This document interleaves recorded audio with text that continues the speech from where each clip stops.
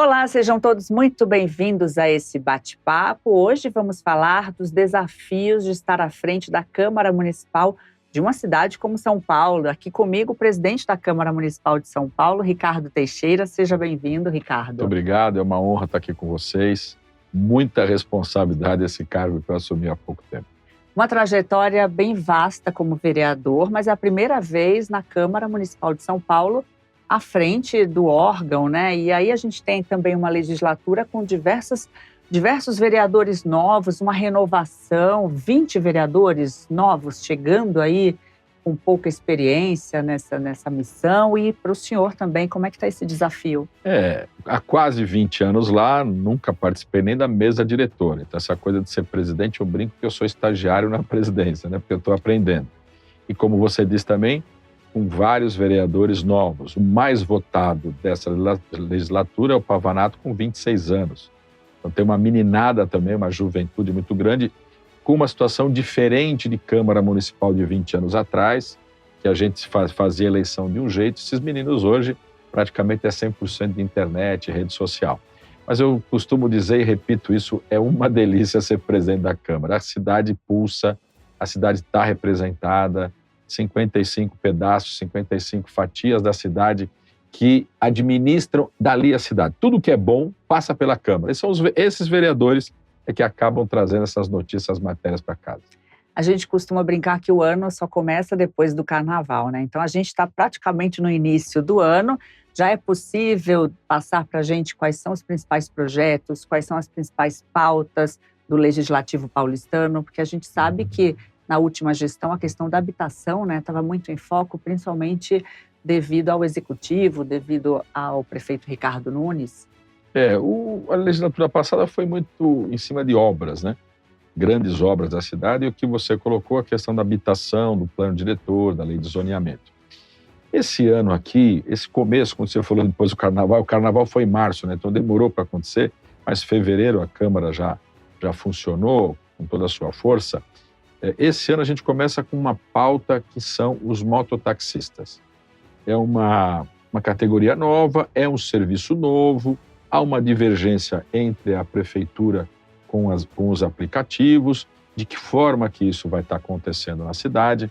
Por outro lado, a gente pega a pesquisa Origem e Destino do Metrô, você vê que é a primeira vez na história que o transporte individual ganha do transporte coletivo. Então está havendo uma mudança na cidade, muita coisa acontecendo ao mesmo tempo e não tem uma legislação. Muitos vereadores já apresentaram propostas, as comissões foram formadas agora.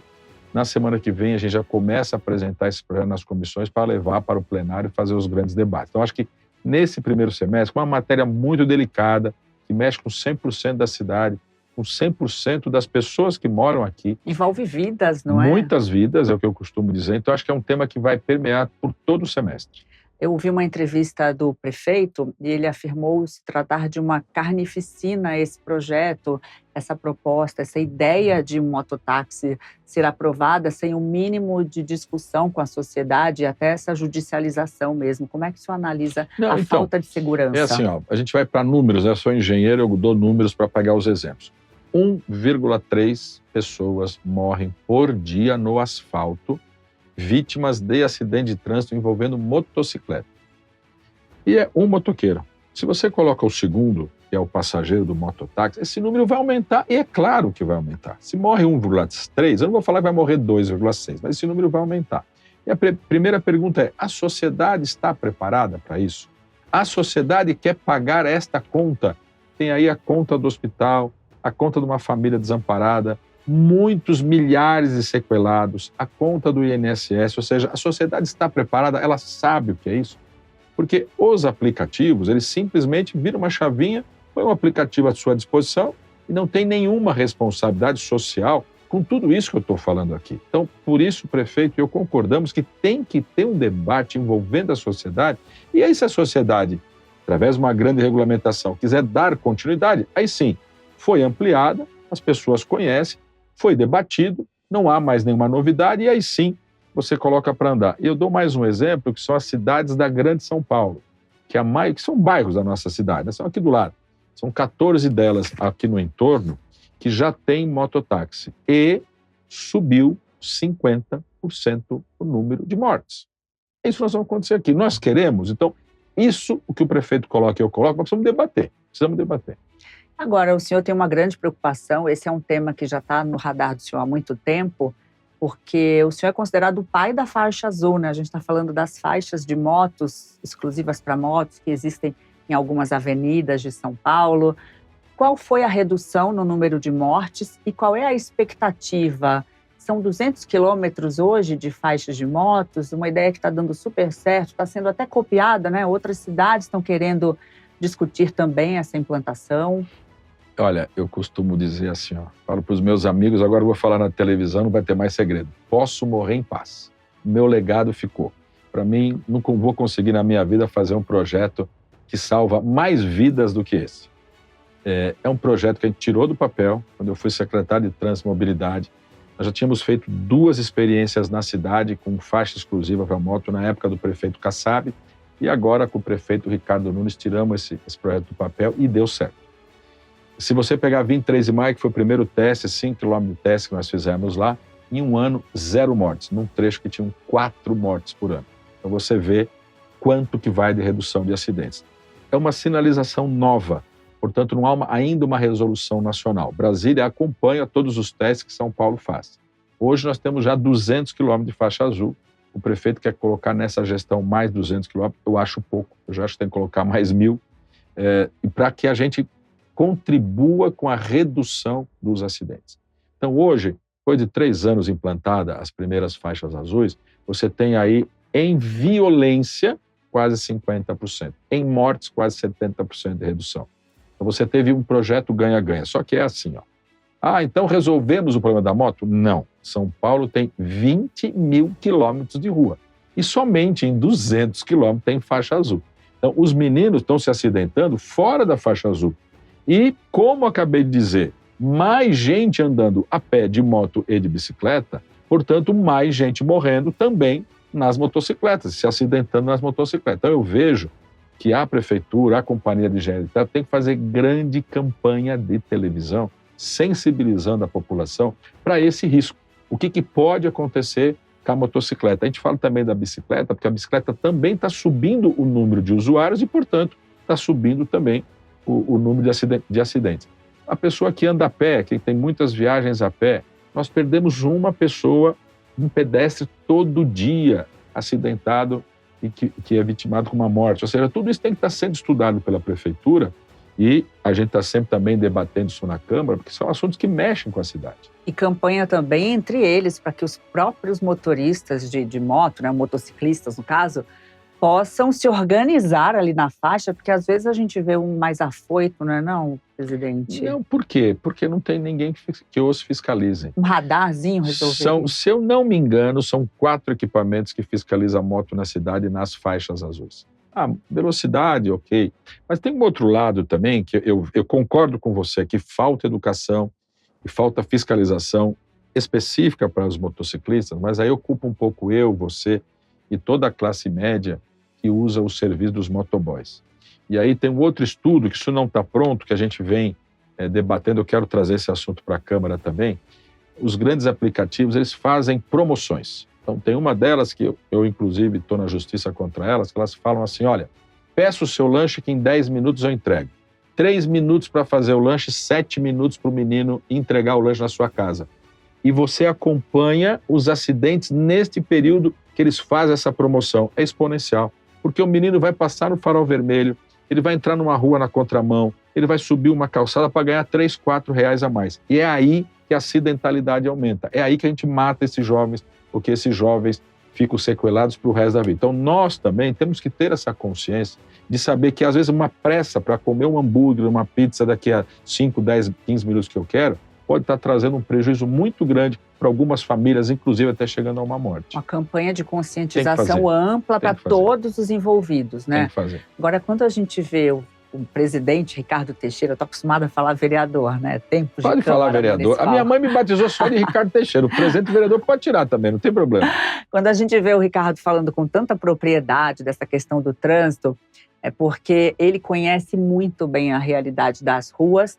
Ele foi estagiário da CET, Ele foi amarelinho. Cor preferida é o amarelo, né, Ricardo? A minha também, né? Então, a minha é em trânsito. Me conta como é que foi essa vivência na CT. Posso contar tudo? Você tem tempo para me ouvir? E que você está trazendo para a tua administração aqui na Câmara Municipal.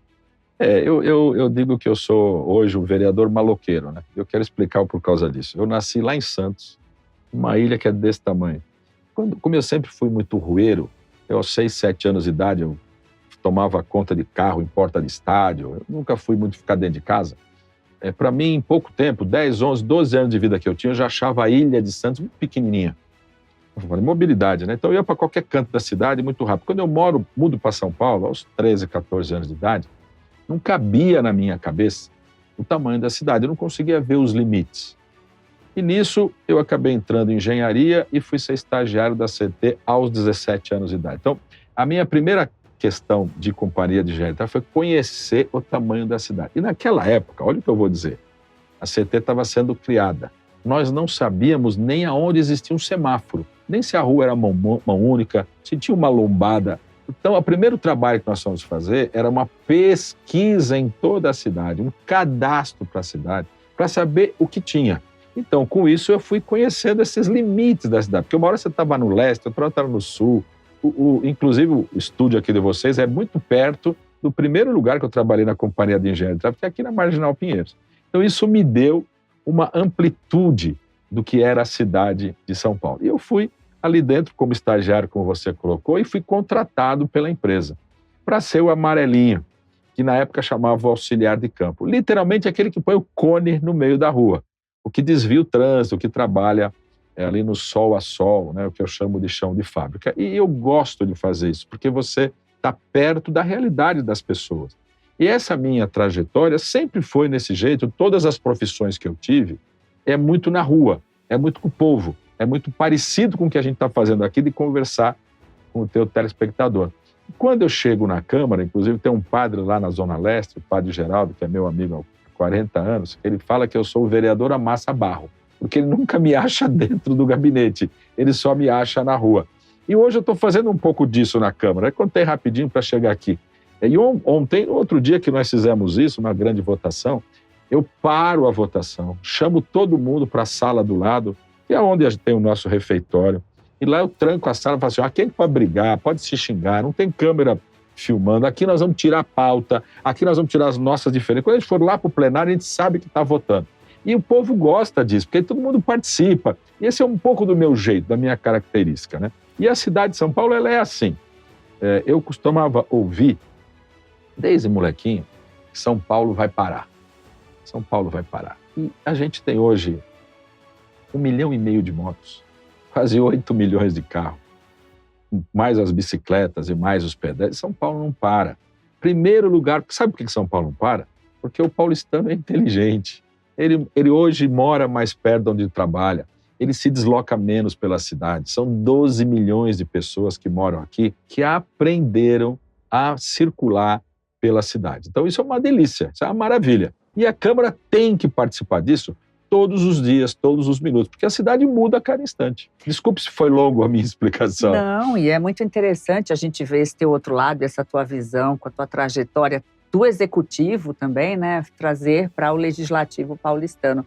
De que forma é possível aproximar as pessoas? Porque a gente sabe que tem as sessões, a gente sabe que a Câmara é a casa do povo, mas às vezes as pessoas não têm tempo, não conseguem se deslocar até a casa do povo. São Paulo é uma cidade de dimensões, né, gigantescas aí, Zona Leste vai até longe, Zona Sul, quem está lá em Parelheiros às vezes quer acompanhar uma sessão, mas como é que chega lá? Às vezes demora muito, às vezes não tem como fazer. Qual é a tua proposta em relação a isso, para aproximar, para deixar o vereador mais próximo da população? Eu acho que primeiro é a vestimenta, né? Eu não perguntei se eu podia vir de camiseta no programa dela, mas ela falou assim, o presidente da Câmara deve vir de terno, gravata, então já não existe isso comigo. Está combinando até com o cenário, nem que tivesse mandado um e-mail combinando o figurino. Então, assim, para a gente se aproximar do povo, a gente tem que ser igual ao povo. Então, primeira coisa, né? E eu, desde criança, eu sou assim.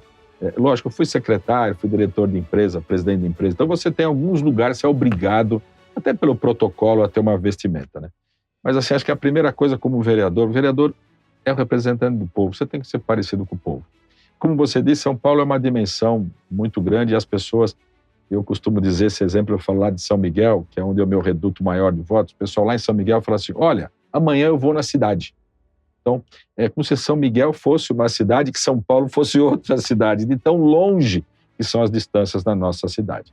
Por mais que a gente tenha internet, por mais que a gente tenha televisão, por mais que a gente esteja próximo da população, em audiências públicas, seja o que for, a Câmara é muito distante da população.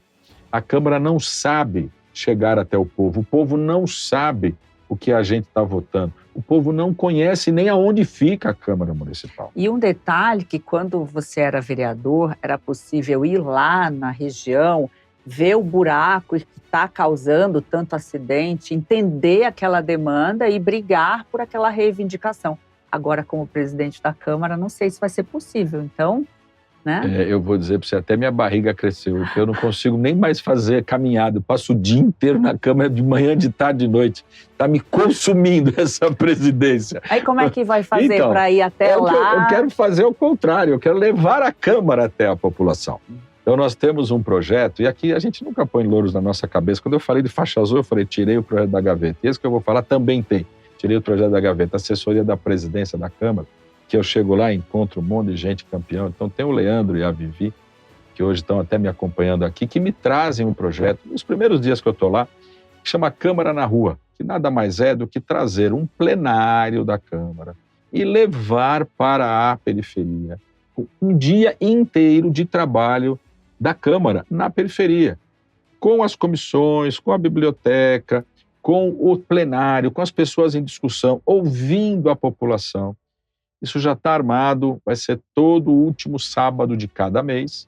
Nós vamos estar fazendo isso em todos os cantos da cidade e aproximando a cidade. Então, eu estou fazendo um apelo aqui para você também falar para toda a turma que te assiste, que te vê aqui e divulgar esse nosso trabalho. Eu já passei em algumas empresas concorrentes à tua e vendendo esta matéria, falando a importância dessa aproximação. E todas elas compram essa ideia de estar divulgando isso e estar trabalhando essa aproximação entre o povo e a Câmara. Isso já aconteceu no passado, na época foi o vereador Donato, que era presidente, que fez isso e deu muito certo.